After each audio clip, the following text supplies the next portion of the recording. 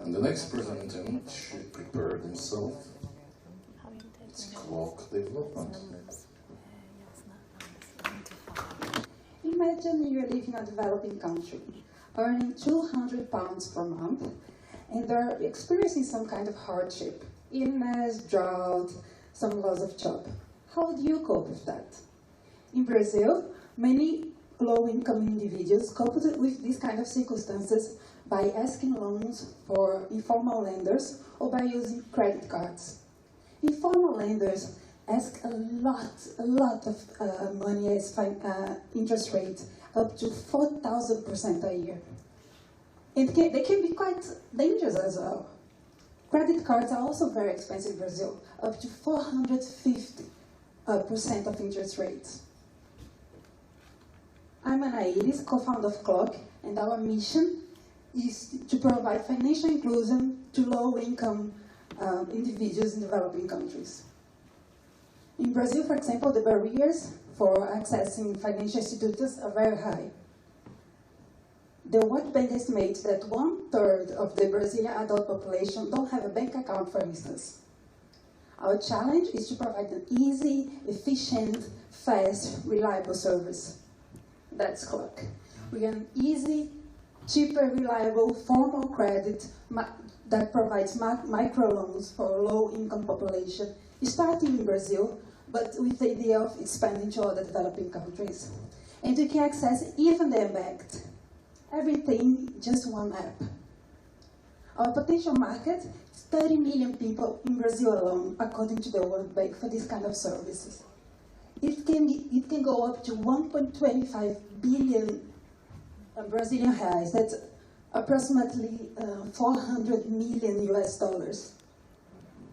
Our team has a combined expertise in international development, business development, product development, algorithm, and finances. And we want to provide financial access to low-income population worldwide. Thank you. Amazing, thank you very much. So, I'm giving the mic to the jury. How do you access the population if they don't have money and probably don't have money for the phone? I mean, smartphones and internet.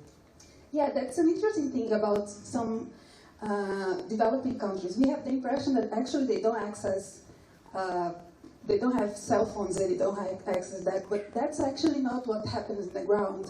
Although they don't have bank accounts, they do have cell phones. Most of the adult Brazilian population have a cell phone, a smartphone. They just don't have access to bank accounts. We don't have this kind of connection in Brazil. You can have a cell phone without a bank account.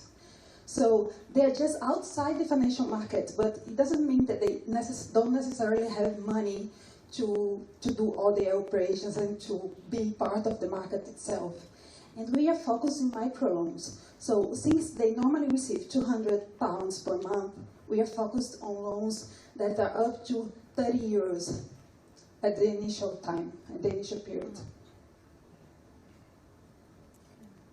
It's basically the process of microcredits and microloans that have been happening in many countries, for example, India, Chile, and many other developing countries. But our difference is because we are online. We are all the principles of microcredit, we can get access to anyone who has a cell phone. And in Brazil, it's a big part of the population. Just from a technical perspective, how does it work with the money laundering regulations in Brazil? Yeah, that's a very important question. The regulatory scenario in Brazil is permissible to these kind of services if we are connected with a bank or some financial institution. So it's totally, that's why we are actually pioneering the market, because we are totally formal. We are totally different from other kind of services that are not formal or have some kind of laundry problems. So we go connected with a bank, and bank normally don't offer this kind of loans in Brazil, because normally they offer very big loans. But people who has a very low income They want very small ones. So we are pioneering the market, provide the loans to these kind of clients.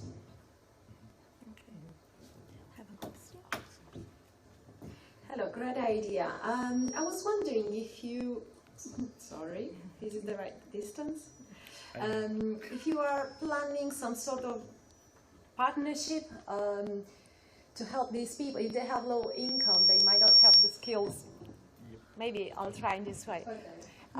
They might not have the skills to start, an activity on their own, or a new form of income. Are you planning to develop any partnership with someone who can teach them what to do with this money, how to invest them?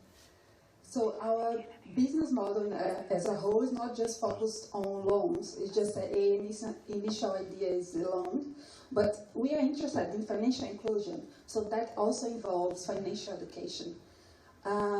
When the person receives the loans, the person will also receive financial education through blogs and information on the cell phone, because loan is not an easy money, right? Loan has to be used in a very responsible way, and this is our objective as well. Great, thank you.